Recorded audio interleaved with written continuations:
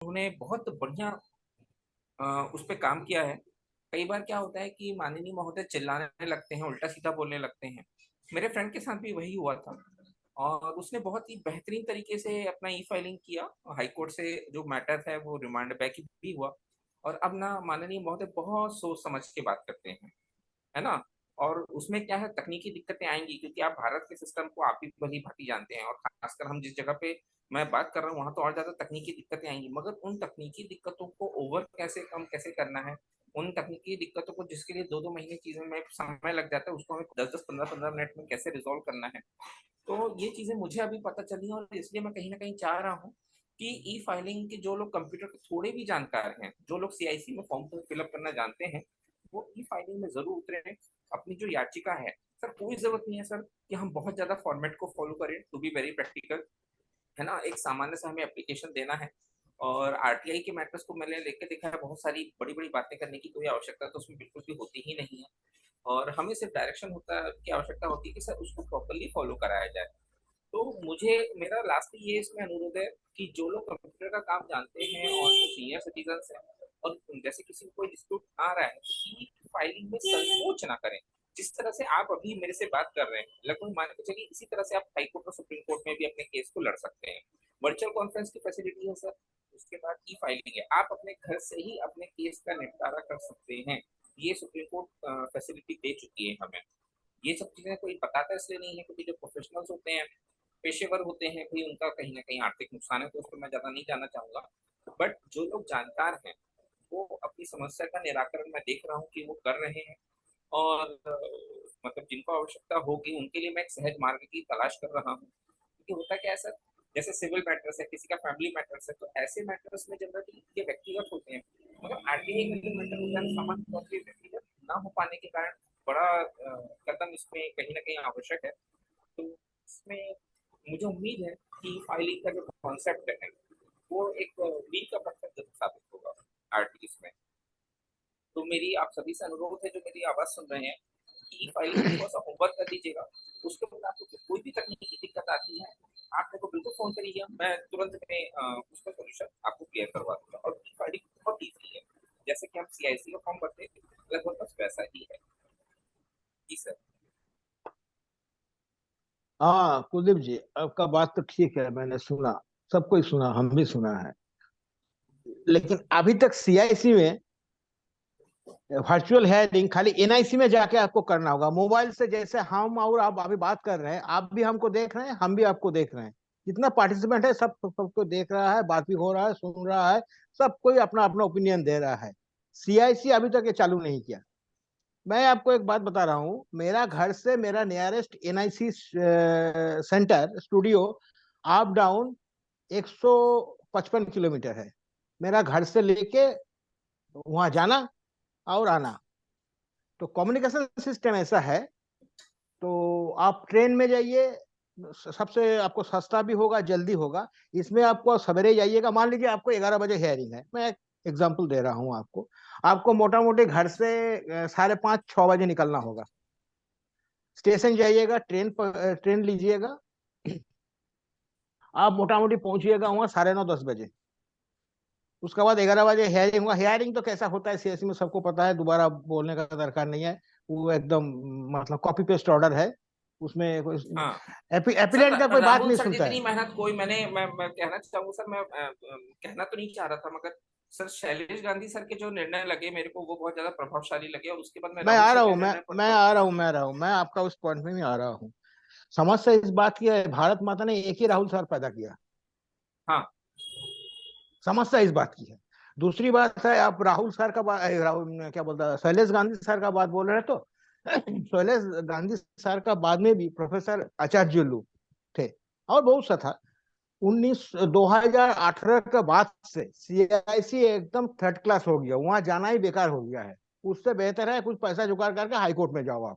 समस्या कहाँ कहाँ हाँ, आता है, मैं बता रहा हूँ आपको। देखिए, आरटीआई एक्ट में सेक्शन 7(1) का अगर वायोलेशन करता है पीआईओ, तो उसमें उसको सीधा पेनल्टी लगाना है और कोई रास्ता नहीं है। सीआईसी क्या करता है, दोबारा चांस देता है, दोबारा में नहीं होता, तीसरा बार, चौथा बार, ये कौन सा भाई तुम्हारा भाईचारा है। हाँ, दूसरा नंबर, कमिश्नर लोग अपने आप को सबको न्यायाधीश समझ बैठा है, मतलब हाई कोर्ट का जज हाँ। समझ बैठा है अरे अपने सर, आप को। Punjab and Haryana high court का मैं इसलिए कह रहा हूँ तो आयोग में कि इसको कहने का मतलब है, वहां ऐसा लोग को बैठाना चाहिए कि भाई तुम न्यायाधीश नहीं हो, तुमको एक पावर दिया गया है, स्टैट्यूटरी लॉ है, इसमें आपको एक पावर दिया गया है, आप इसको डिसीजन करो, दोनों का बात सुनो, अपीलेंट और रेस्पोंडेंट का बात सुन के आपको आरटीआई कानून के तहत आपको डिसीजन लेना है। वो अपना दिमाग लगा, हमको ये समझ में आता है ऐसा करने से वैसा होगा। अरे ये हाई कोर्ट सुप्रीम कोर्ट का जज लोग का है, अपना दिमाग लगा सकता है, हाँ, ये तुम कहाँ के इनहेरेंट हो भाई? पावर उनका है, ये इनका नहीं है। नहीं, ये समस्या क्या होता है, अभी कमीशन में ऐसा ऐसा आदमी को लाके बैठाया है, उसको ये पता ही नहीं है कि central information commission is not a constitutional authority, is not a constitutional authority. इसको खाली कुछ पावर दिया गया है निर्णय करने के लिए। वो आरटीआई एक्ट का जो फ्रेमवर्क है उसका बाहर जाके उसको दिमाग लगाने का कोई दरकार है ये नहीं, उसका पावर है ये नहीं। अच्छा, उसका बाद क्या हुआ, हम कोई डॉक्यूमेंट मांग रहा है, कोई इंफॉर्मेशन मांग रहा, नहीं दिया या गलत दिया है, तो इन्फॉर्मेशन तो दिया है, तो आपका तो जवाब तो दिया है, तो क्या हुआ? तो हम जब पूछा, हम पूछा हियरिंग में पूछा, तो सेक्शन 18(1) में क्या लिखा है? मैंने पूछा आलू का भाव क्या है, बोलता बैगन 10 रुपया केजी। ये जवाब हुआ? ये जवाब हुआ है? तो ऐसा ऐसा आदमी को लाके वहां बैठाया है, तो न्याय कहाँ से मिलेगा आपको? किताब में तो बहुत कुछ लिखा है, किताब तो बहुत अच्छा है, लेकिन किताब को समझने वाला आदमी चाहिए, दिमाग लगाने वाला आदमी चाहिए। तो ऐसा आदमी तो नहीं लाता है। एक्चुअली बात क्या है, ऐसा घटिया किस्म का ऑर्डर होगा तो क्या होगा, पब्लिक में धो भाड़ में जा, दरकार नहीं, 200 रुपया रिश्वत देके ले लो, इंफॉर्मेशन ले लो या कागज ले लो, जो भी लगता है। कीबैक्स तो चलता है, बहुत बढ़िया चलता है हम लोग का देश में अभी भी। कौन इतना लफड़ा करेगा? दो दो 2.5 साल बाद आपका हियरिंग का डेट मिलेगा, वो भी घर से जाओ इतना दूर। तो मैं तो आपको डिस्टेंस का बात बताया मैंने, नियरेस्ट का बात हम बोल रहे हैं आपको। हाँ, इतना पैसा खर्च, पूरा दिन भर आपको खाना पीना ट्रेन खर्चा, एक आदमी बाहर में रहेगा तो उसका चाय पिएगा, आशीष आशीष खाना नारायण खाएगा। आशीष नारायण जी, अब अपन टॉपिक पे आए। हमारे बीच में वीरेंद्र कुमार ठक्कर साहब जुड़ चुके हैं। आज हमने शैलेश सर से बात की थी। अवनीश सर तो पिछली कार्यक्रम में आए थे, वो इस कार्यक्रम में भी जिस तरह से उनसे चर्चा हुई थी वो हमें आएंगे, तशरीफ रखेंगे। पर इस बीच वीरेंद्र ठक्कर साहब हमारे बीच में जुड़े हैं। तो जो ये इलेक्टोरल बॉन्ड्स पर अभी सुप्रीम कोर्ट का हालिया एक निर्णय आया है, उसको लेकर के आज चर्चा है। तो अपन लोग ज़्यादा टॉपिक से डाइवर्ट ना हो, और जो भी हैं अपने अपने जो भी विचार हैं, आप लोगों के जो भी समझ डेवलप हो पाई है इलेक्टोरल बॉन्ड को लेकर के, अ, उसके प्रावधानों को लेकर के, और क्यों सुप्रीम कोर्ट ने ये निर्णय दिया, और क्यों सरकारें इस तरह से सब अ, मतलब इलेक्टोरल बॉन्ड जैसे मतलब जो सिस्टम है वो लाई, और चाहती थी कि जानकारी सार्वजनिक ना हो, और क्यों सुप्रीम कोर्ट ने अपना हथौड़ा चलाया और सरकार के इस प्रावधान को असंवैधानिक करार दिया। इन सब बातों पर चर्चा हो। और इस बीच बीरेन ठक्कर साहब, स्वागत है आपका। सुन पा रहे हैं? हेलो। हाँ जी नमस्कार। हाँ सुन पा रहे हो, मैं दोनों डिवाइस से कनेक्टेड हूँ, तो हाँ। दोनों पर ही कॉल दीजिएगा। तो ऑडियो मैं मोबाइल का यूज करूंगा और प्रेजेंटेशन लैपटॉप से करूंगा, है ना? हाँ, तो मैं आपको दोनों में को होस्ट बना दिया, ये एक आप बन गए इसमें भी, और हम्म। ये दूसरे में भी आपको को होस्ट बना दिया हूँ। तो आप अब इसमें अपना प्रेजेंटेशन स्क्रीन शेयरिंग आप कर पाएंगे। हाँ तो जी शैलेश सर से बात हुई थी, शैलेश सर जुड़ेंगे कार्यक्रम में। थोड़ा हो सकता है वो चूंकि लेट थोड़ा सा जुड़ते हैं, लेकिन आज कार्यक्रम में वो जुड़ेंगे, इस पर अपने विचार रखेंगे इलेक्टोरल बॉन्ड को लेकर के। हालांकि शैलेश सर के जो इसमें विचार थे, उन्होंने इस सुप्रीम कोर्ट के डिसीजन को बहुत अच्छा, मतलब उनके व्यक्तिगत विचार है, उन्होंने मतलब इसमें कोई कमी या अधिकता की बात नहीं है, वो तो निर्णय है सुप्रीम कोर्ट का, उसमें तो कोई क्वेश्चन नहीं कर सकता, उसको प्रभावित नहीं कर सकता। लेकिन जहां तक अपने अपने विचार हैं कि इसमें कहाँ क्या किस तरह से आरटीआई कानून को ये मजबूत करता है, कैसे मजबूत करेगा, या कैसे इसका क्या इम्पैक्ट होगा, उसको लेकर के उनके थोड़ा सा अपने अलग विचार हैं, और उन्होंने चर्चा की थी। तो उम्मीद है आज वो जब कार्यक्रम में आएंगे तो इस विषय में भी चर्चा करेंगे। अ, जी हाँ आपका। जी, उनका जो वीडियो था ग्रुप में पोस्टेड, हाँ। मिस डिसूजा का जो इंटरव्यू उनका टीवी यूट्यूब पर हाँ। आ चुका है ऑलरेडी, वो मैंने सुना पूरा। जी, तो वो यदि स्वयं आ जाएंगे और अपने विचार खुद ही बताएंगे तो बहुत अच्छा रहेगा। आएंगे, समय काफी निकल। अच्छा। हाँ उनसे यस चर्चा यस। होने के बाद ही हमने ये टॉपिक आज डिसाइड किया था। परसों हाँ यस यस। टॉपिक डिसाइड किया, तो हमने कहा कि इसमें वो अपनी बात रखें, और उम्मीद है कि अच्छा, आगे। मैं तो एक्सपेक्ट कर रहा था हाँ, कि एडीआर के भी कुछ आ जाएंगे, क्योंकि पिछले बार हम एक बार एडीआर, इस पर चर्चा कर हाँ चुके, इलेक्टोरल बॉन्ड्स AD के ऊपर जब ये चल रहा था।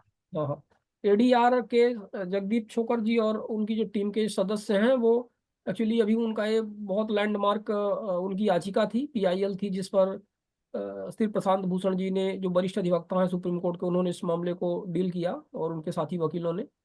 तो अभी चूंकि हम्म। हालिया डिसीजन है, तो उनका अभी बहुत ज़्यादा इसमें इन्वॉल्वमेंट है, जगह जगह चूंकि इस पर उनसे मीडिया और सारी चीजें संपर्क किया जा रहा होगा, तो अभी व्यस्तता है उनकी, लेकिन अगले संभवतः अगले कार्यक्रम में इस पर चर्चा हो रही है।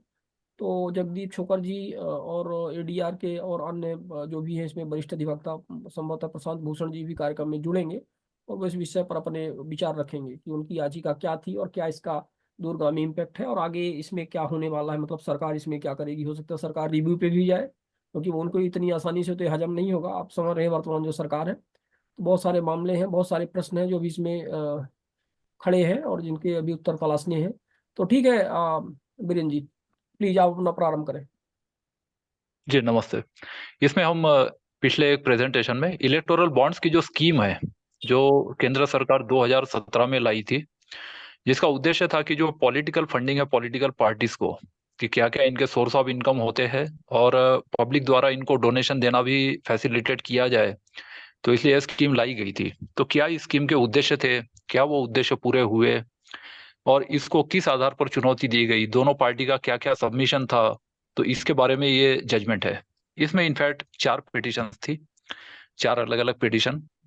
पहली जो एसोसिएशन फॉर डेमोक्रेटिक रिफॉर्म से एडीआर उन्होंने की थी, जो लीडिंग केस हम बोल सकते हैं, writ petition C number 8 AD of 2017। ये association for democratic reforms and another versus union of India and others, ये इसमें रिस्पोंडेंट्स थे। साथ में 3 और पिटिशन थी इसमें।